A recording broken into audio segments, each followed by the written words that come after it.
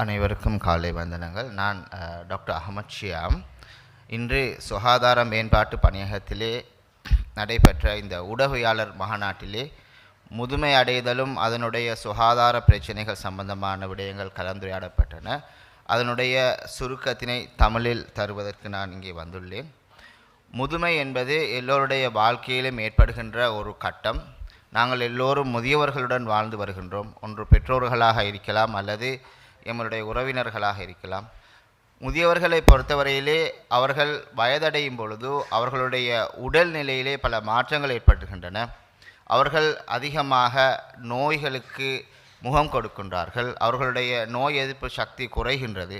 இதனால் தொற்றா மற்றும் தொற்றுள்ள நோய்களுக்கு அவர்கள் மிகவும் அதிகமாக உள்ளாகின்றார்கள். எனவே இந்த முதியவர்களுடைய எண்ணிக்கை உலகளாவிய ரீதியிலும் இலங்கையிலும் அதிகரித்து வருகின்றது. இலங்கையை பொறுத்தவரையிலே அண்மையில் நடைபெற்ற தரவுகளின்படி 18% மக்கள் முதியவர்களாக காணப்படுகின்றார்கள். எதிர்காலத்திலே இது இன்னும் அதிகரிக்கக்கூடிய சந்தர்ப்பங்கள் காணப்படுகின்றன. எனவே முதியவர்களுடைய சுகாதார பிரச்சனைகள் சம்பந்தமாக நாங்கள் எல்லோரும் மிகவும் தெளிவுடன் இருக்க வேண்டிய தேவை இருக்கின்றது. முதியவர்களை பொறுத்தவரையிலே அவர்களுடைய பௌதீக மற்றும் சமூக மன ரீதியான பல மாற்றங்கள் இன்று அவர்களை அதிக நோய்க்கு உள்ளாக்கி இருக்கின்றது. பொதுவாக நாங்கள் பார்க்கின்றோம், தொற்றா நோய்கள் அதிகமாக காணப்படுகின்றன. மன அழுத்தம் மற்றும் சமூக ரீதியான பொருளாதார பிரச்சனைகள் அவர்களை தனிமைப்படுத்துகின்றது. மறதி ஒரு பெரிய பிரச்சனையாக உள்ளது. இதிலே மிக முக்கியமான ஒரு பிரச்சனை தான் முதியவர்கள் தளர்வடைதல். முதியவர்கள் தளர்வடைதல் என்பது இன்று எல்லோரும் அதிகமாக பேசப்படுகின்ற ஒரு பிரச்சனையாக இருக்கின்றது.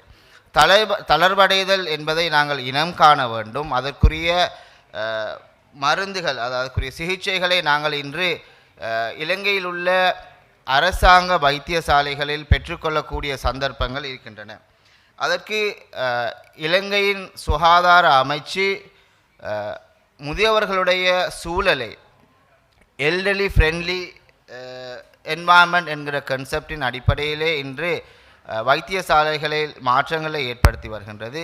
அதுபோன்று இலங்கையில் உள்ள அனைத்து வைத்தியசாலைகளிலும் முதியவர்களுக்கான விசேட சிகிச்சைகளை வழங்கி வருகின்றது. நீங்கள் வைத்தியசாலைகளில் அல்லது உங்களுடைய எம்ஓஹெச்சிலே சென்று அதற்குரிய வசதிகளை பெற்றுக்கொள்ள முடியும். மேலும் முதியவர்களுக்கான ஹோம் கேர் ஃபெசிலிட்டிஸ்களையும் இலங்கை அரசாங்கம் செய்து வருகின்றது. எனவே நாங்கள் முதியவர்களுடைய சுகாதாரத்திலே மிகவும் கவனமாக இருக்க வேண்டும். அதனை தடுப்பதற்காக வேண்டி நாங்கள் முதிய வயதை அடையும் முதல் எங்களை தயார்படுத்தி கொள்ள வேண்டும். அதிலே முக்கியமான ஒரு விடயம், நாங்கள் எங்களுடைய உடற்பயிற்சிகளை சிறு வயதிலிருந்து தொடர்ச்சியாக செய்து வர வேண்டும்.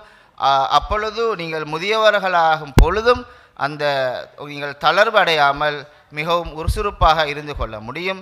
எங்களுடைய உணவு விடயங்களிலே மிகவும் கவனமாக இருக்க வேண்டும். நாங்கள் மிகவும் போஷணையான உணவுகளை உட்கொண்டு கொள்ள வேண்டும். அதே போன்று எங்களுடைய மன அழுத்தத்தை குறைப்பதற்கு குடும்பத்துடன் சேர்ந்து முதியவர்களை எங்களுடன் சேர்த்து உறவினர்கள் மற்றும் அவர்கள் நண்பர்களுடன் சேர்ந்து அவர்களுடைய அந்த தனிமை மற்றும் மன அழுத்தம் போன்ற விடயங்களை குறைத்து கொள்வதற்கு நாங்கள் முயற்சி செய்ய வேண்டும்.